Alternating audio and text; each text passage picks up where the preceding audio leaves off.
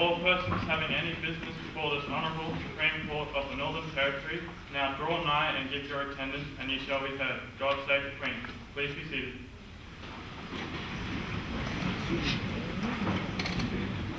The court's welcome to His Honour Justice Peter Barr. Your Honour, the Administrator, Choeng, Commissioner Lawrie, Madam Attorney General, judges, former judges, distinguished guests, members of the legal profession, ladies and gentlemen, welcome. We gather for the presentation of the Commission by His Honour Justice Peter Barr and to welcome His Honour to the Court.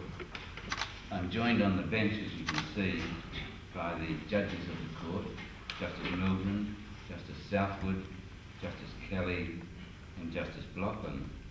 I wish to extend a special and warm welcome to those who have joined us on the bench, being the distinguished former judges of this Court, the Honourable Austin Ash, the Honourable Brian Frank Martin, the Honourable John Gallup, and most importantly the Honourable Sally Thomas. Justice Barr. Chief Justice, I have the honour of announcing that I have received from His Honour the Administrator a commission appointing me a Judge of the Supreme Court of the Northern Territory. Thank you. I invite you to take your affirmation of office before His Honour the Administrator.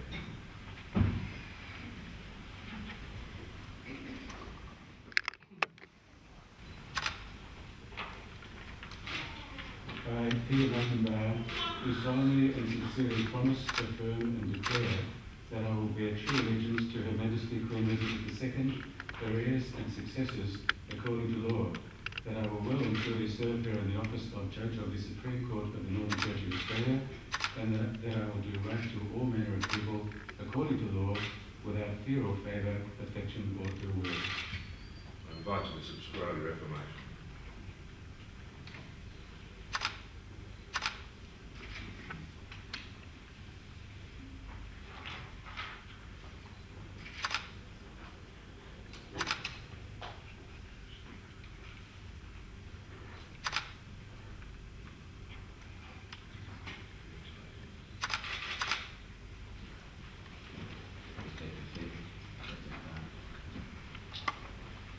Master, would you please read the Commission of His Honour? The Honourable Peter Martin Barr, knowing that reposing full trust and confidence in your loyalty, learning, integrity and ability, I, Thomas Ian Corley, Officer of the Order of Australia, Administrator of the Northern Territory of Australia, acting with the advice of the Executive Council of the Northern Territory of Australia, in pursuant to Section 32, subsection 1 of the Supreme Court Act 1979, do, by this my commission, appoint you, Peter Martin Barr, one of Her Majesty's Council, learned in the laws of the Northern Territory, to be a Judge of the Supreme Court of the Northern Territory of Australia, from and including the 30th day of September in the year of our Lord 2010, to have, hold, exercise and enjoy the said office of Judge of the Supreme Court of the Northern Territory of Australia, under and subject to the provisions of the Supreme Court Act 1979 as amended from time to time, during good behaviour, with all rights, powers, privileges, advantages and jurisdiction thereto belonging or at the same. Master, please place the Commission and the affirmation of office with the records of the Court. Madam Attorney General Delia. May it please the Court, I rise on behalf of the Government and the people of the Northern Territory to welcome Your Honour Justice Barr as a Justice of this Honourable Court. In addressing this Court today, I took counsel, as I have on other occasions, from the Solicitor General. Your Honour was born and raised in New South Wales. Your father was a teacher who moved around country schools until he eventually settled in Sydney with his young family. Your Honour attended Sydney University and graduated with degrees in arts and law. Your university classmates remember that even at age 18, Your Honour had a voice like Australia's answer to Barry White. You were admitted to practice in July 1976 and came to the Territory to take up a position as a solicitor with Cridland and Barr. You adapted quickly to the Territory lifestyle, which in those days consisted of a morning's work, a long lunch, and an afternoon of quiet reflection under the calming influence of George Cridland. During this time, Your Honour somehow managed to spend considerable periods in France. You learnt the language and spoke it like Australia's answer to Charles Aznavour. Your Honour also spent some time in Italy. You again picked up the language and allegedly said things in it like Australia's answer to Silvio Berlusconi. After a couple of years with Cridland and Barr, Your Honour started practice on your own account. Your Honour's skills were quickly recognised, and your clients came to include many of the Territory's leading businesses. In 1991, after 13 years as their sole practitioner, Your Honour decided to take a sabbatical and sold your practice. Your Honour travelled to Europe and took up work as an English teacher in Prague. You made many friends there, picked up the Czech language, and no doubt spoke it like Australia's answer to Václav Havel. You returned to Darwin and in January 1993 commenced at the Independent Bar.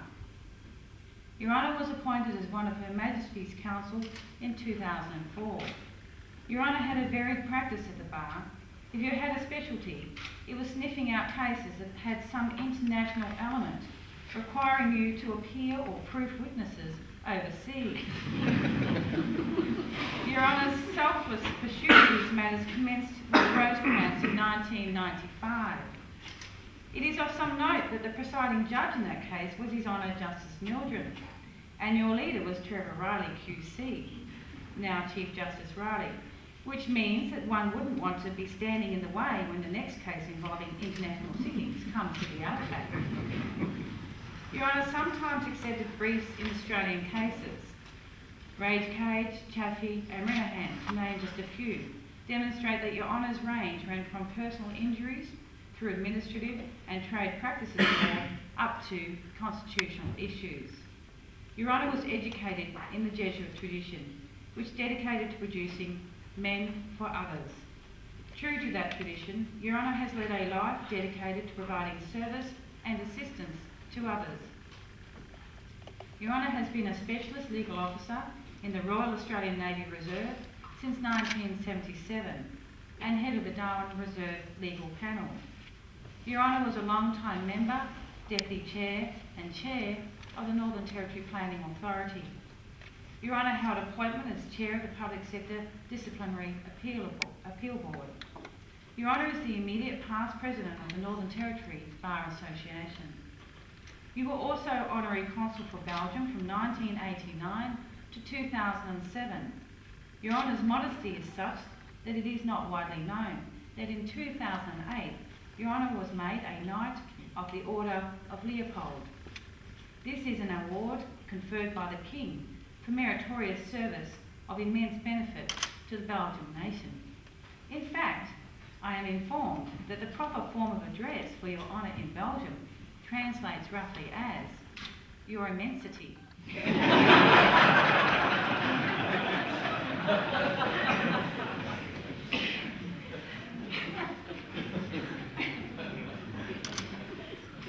As a member of the bar, Your Honour was always generous in making your time and expertise available to your colleagues and solicitors.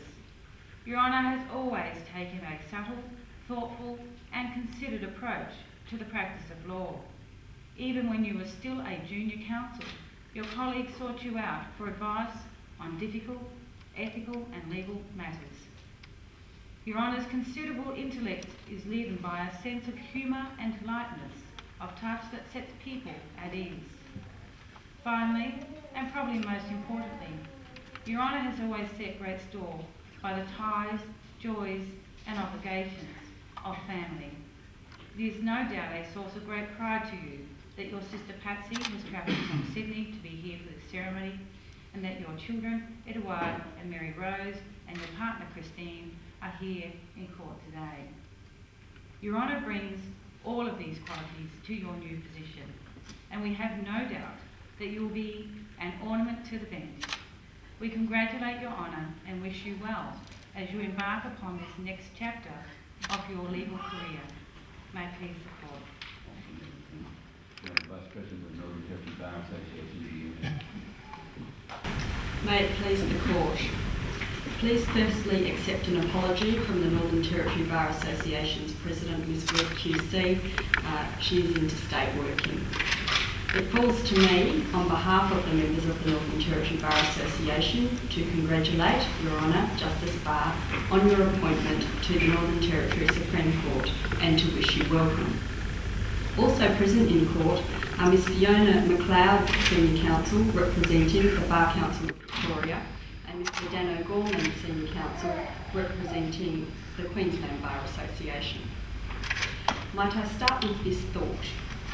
30 September is already a monumental day in US legal history, as it was this day in 1981 in which the first woman, Sandra Day O'Connor, was appointed to the US Supreme Court. And today you have 3 women speaking in your welcome. As to Your Honour's appointment, the news was warmly received by the Bar Association, if not so our chambers, for the loss is a big one. Your Honour's appointment to the bench is genuinely welcome and supported by the Northern Territory Bar, and a just reward for a long career with notable achievements. As we have heard, your legal career began in 1976. You were called to the bar in 1993, immediately after a spell as an English teacher in Czechoslovakia. From that time, you had a star-studded career, including a trial in Santa Barbara, reliving the Cannonball Run, vicariously climbing and falling off rigging on replica First Fleet sailing ships, brushing shoulders with swimming stars like Peter Garrett, could have been Michael Klim, and offering advice to traditional Aboriginal elders not to feed crocodiles if they didn't want to have to shoot them. Whilst preparing this address, I've been inundated with anecdotes from your colleagues, which for the main part relate to your strong sense of the ridiculous and keen sense of humour, and are stories for another time and place. Your Honour holds dual citizenship with Australia and Ireland, which permitted you to work in the European Union. There are 2 points to make about that. Firstly, as has already been said, that your contribution in building and maintaining Australian-European ties saw you awarded with the knighthood from Belgium, Le Chevalier L'Ordre de Léopold. Secondly, you're surprised that such dual citizenship did not extend to entering the United States earlier this year. A delay of some hours in customs, with calls from the US Customs to the embassy in Canberra to vouch your veracity, finally settled the matter of a small error of the word work on a form. Your Honour has a full plate at the moment. A new job with a new boss, a new set of rules, a new uniform, and a new house being built. No doubt being one-time acting chair of the planning authority has given you the good oil for a fast-tracked house. As for Your Honour's new position, my research has revealed that, and I quote, Peter Barr's practice is restricted to criminal law, including, but not limited to, crimes of violence, including murder, manslaughter, assaults and sexual assaults. And on it goes. The biggest surprise was not the secret work that you had been doing, but the photograph of a man with woolly hair, glasses and a suit. I deduced that he must be a relative, as I could not find Ontario anywhere on the map of Australia. As to your future contribution to the Supreme Court, Your Honour has a very handy book which you are taking with you as you begin your foray into the criminal jurisdiction, Rogers Profanosaurus. I expect you'll be able to assist members of the jury if they do not comprehend some choice words here or there, and perhaps even lend it to your brothers, sisters and judges if they get caught in a tight-worded moment. Your Honour, as the immediate past president of the Bar Association, you have shown strong dedication to a small profession. It is to the Territory's credit that you chose to accept the appointment rather than retire from the Bar. The Bar Association applauds your appointment and its members look forward to advancing the interests of justice in Your Honour's court. In your new incarnation, we hope you retain your old values for which you are well known and widely respected. Your warmth, wit, compassion, your even temper in the most difficult of situations, a keen eye for detail, and an astute appreciation of the bigger picture. May it please the Court. Madam Vice President of the Northern Territory Law Society, do you know? Thank you, Your Honour. Madam Court pleases. On behalf of the Law Society of the Northern Territory, it is with great pleasure that I welcome Your Honour Justice Barr to the Supreme Court bench. I have to confess that it's a testament to Your Honour's popularity that I've had to wrestle with the President of the Law Society to enable me to speak on this special occasion. Mr. Story was more than prepared to come to the front. When I first heard of Your Honour's appointment, I have to confess that I wasn't sure whether I was to laugh or cry.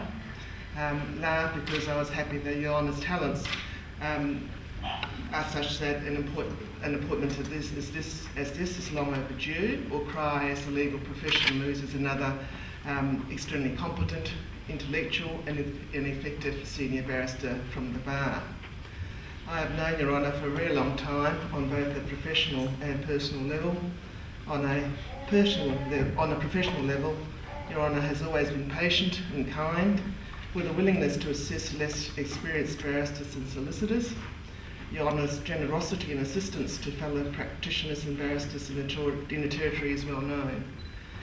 Your Honour has been a mentor to many junior solicitors as well as junior barristers at the Bar. Your Honour's work ethic is similarly well known. To say that Your Honour works very hard at each and every brief would be a gross understatement.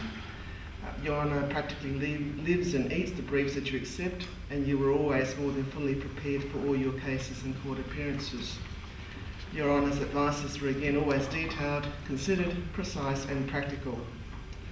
On a personal note, I found Your Honour to be so kind and generous with your time outside the legal arena.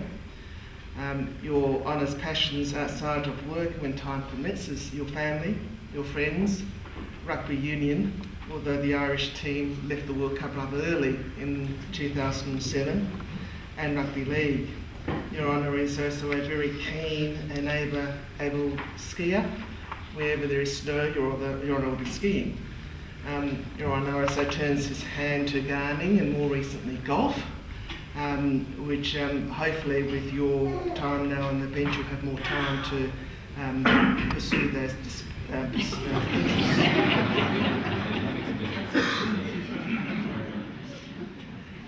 Your Honour's cricket prowess is also a sight to behold. I've witnessed it in the last Law Society cricket match, but alas Your Honour will have to resist any call up by the Australian cricket team if that should come to pass. There's not sufficient words of praise to describe Your Honour's career to date. Suffice to say that Your Honour is well liked by all your colleagues, well regarded by your peers for your intellect, kindness, helpfulness, hard work and willingness to mentor and assist other practitioners. Your Honour's character thrives on hard work and achieving the best results and outcomes for your clients. Such character and Your Honour's already vast repertoire of legal skill and knowledge will no doubt be a further asset to this Honourable Court. It is therefore with great joy and a small measure of sadness that I wish Your Honour well on this latest journey and all the very best in your new role as part of our judiciary, and trust that you will enjoy the challenges to come with this new chapter in your career. It has been a pleasure to work with Your Honour in the past, and I'm sure that it will continue to be a pleasure for the practitioners and counsels to appear before Your Honour in the future in this court. Thank you. Justice Barr. Thank you, Chief. Your Honour, the Administrator, Chief Justice, Your Honours, past judges of the Court, Madam Attorney, Chief Magistrate, Magistrates, members of the legal profession, distinguished guests, ladies and gentlemen. I wanted to thank you all for attending today, for making the time and, in some cases, I know, taking the trouble to be here to honour this court by your presence. Madam Attorney, Ms McMaster and Ms Choeng, I thank you all for your generous remarks and goodwill wishes. Some of your sources perhaps need to be verified, I think.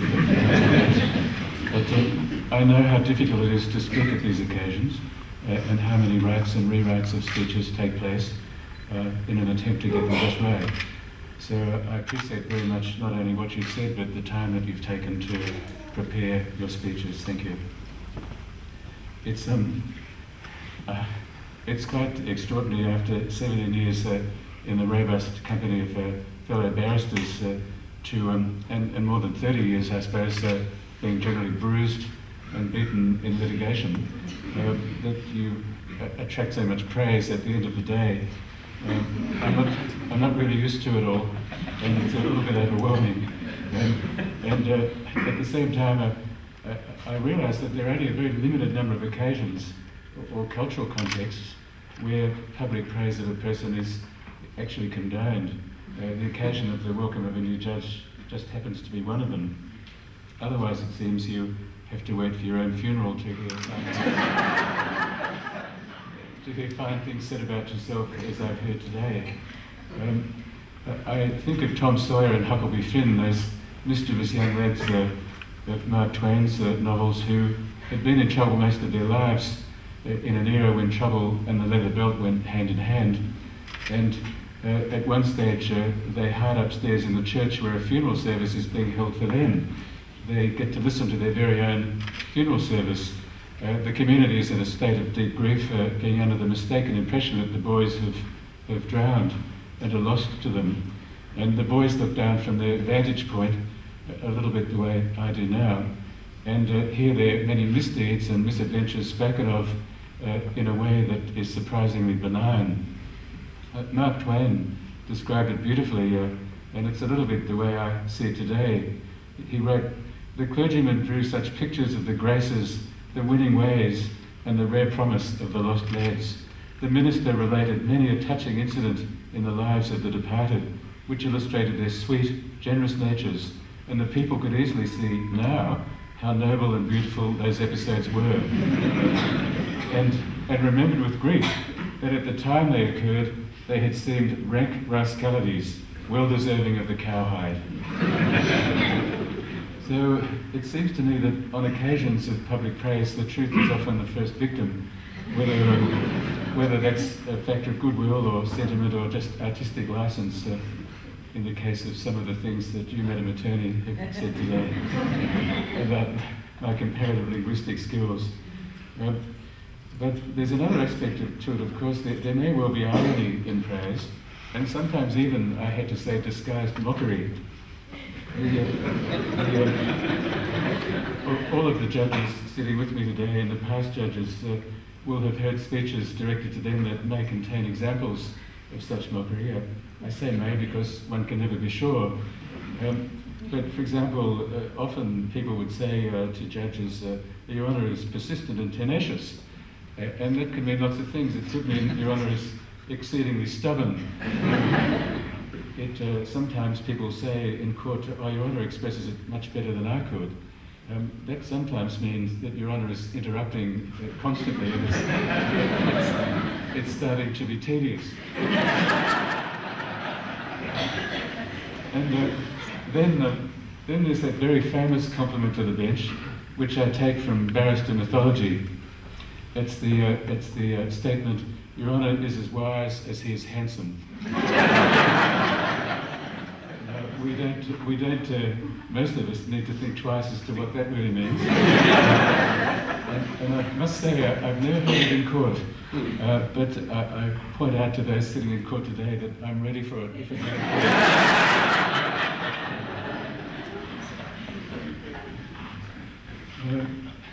in coming here today to the bench, I leave behind memories of 17 years at the bar, memories of clients and instructing solicitors, judges and magistrates before whom I've appeared, and of course my fellow barristers, my former colleagues.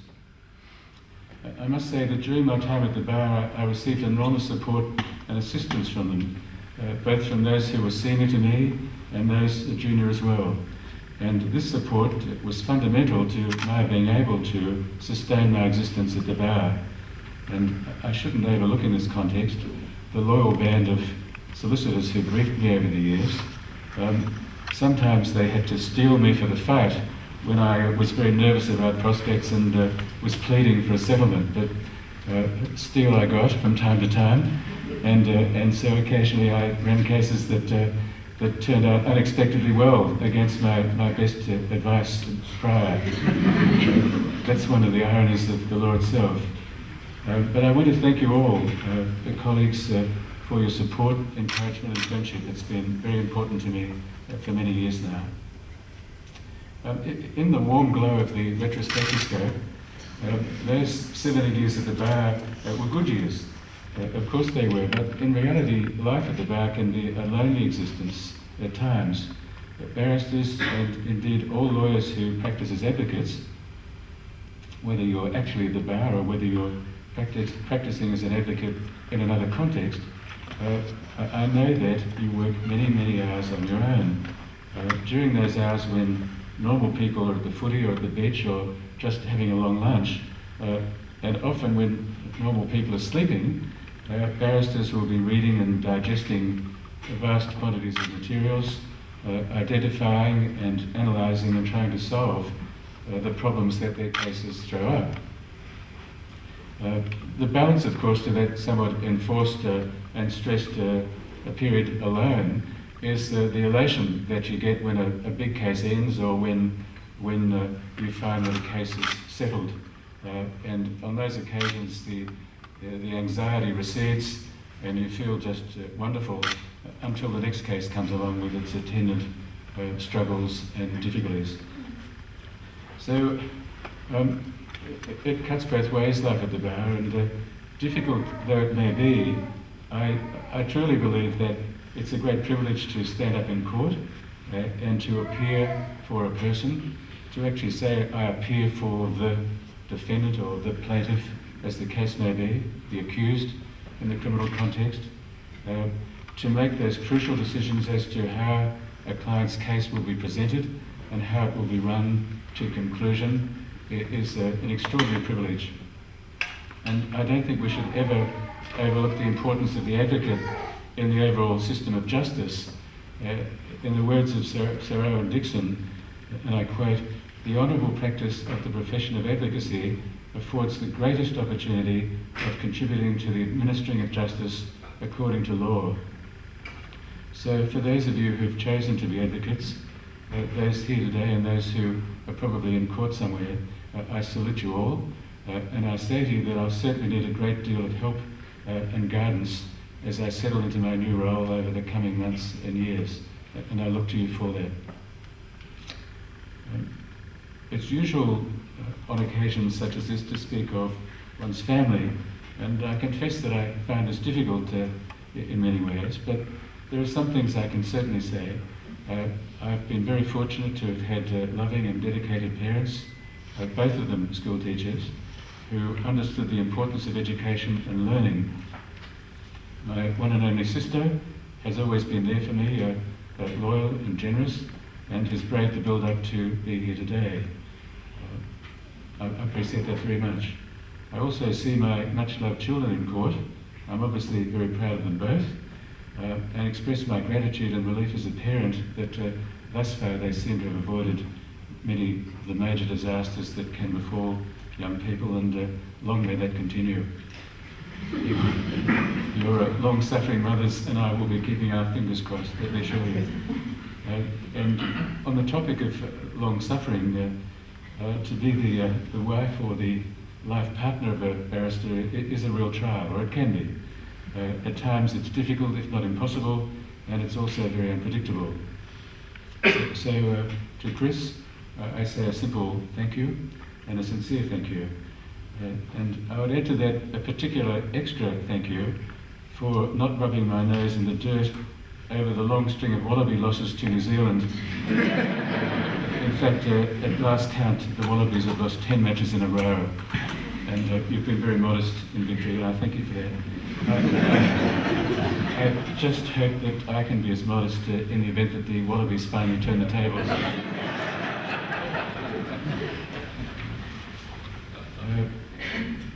It's very early in the piece for me on my very first day on the bench to speak of a job that I've not yet experienced, but at the risk of inviting polite derision in 10 years' time or 12 years' time or whatever it is that I face the court again on a ceremonial occasion directed at me. I want to express the hope that I will have the ability in court to always listen patiently before pronouncing the great truths that judges are expected to pronounce. My motivation for patient listening has been enhanced quite recently, not by Sir Owen Dixon or Oliver Wendell Holmes Jr., but by an English poet, comic poet called Pam Ayres, and she has written a beautifully titled poem named "They Should Have Asked My Husband," and she calls him her husband, but if ever there were mockery and praise, it is here in this poem, where Miss Ayres describes in lilting rhymes the many areas of human endeavour, and she lists them all, in which her husband is a great expert. And she then goes on to say, upon these areas he brings his intellect to shine in a great compelling voice that's twice as loud as yours or mine. I often wonder what it must be like to be so strong, infallible, articulate, self-confident and wrong.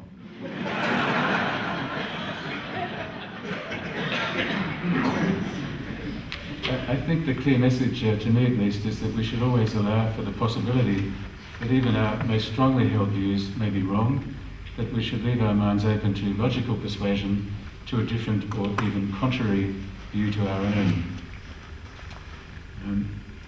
I'd like to conclude my remarks with a special thanks to all of those who've worked so hard behind the scenes to create this ceremonial occasion.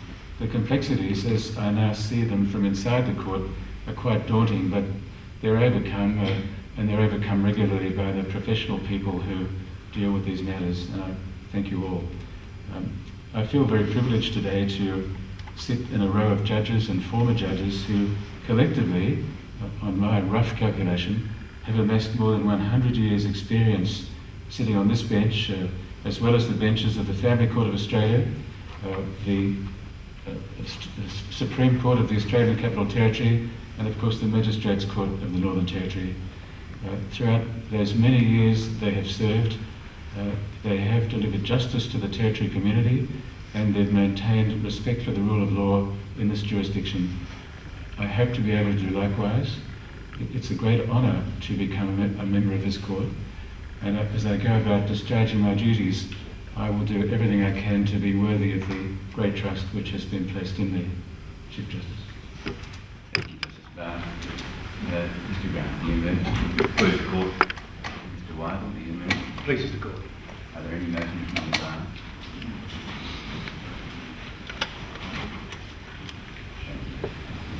Ladies and gentlemen, that concludes the ceremony this morning.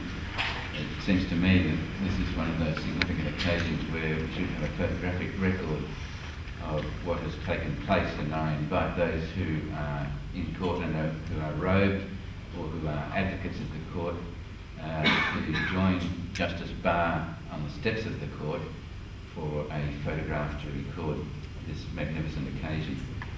Ladies and gentlemen, the judges will be pleased if everyone will join us for morning tea and refreshments following the adjournment.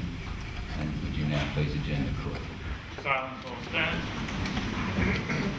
Honorable court now stands adjourned.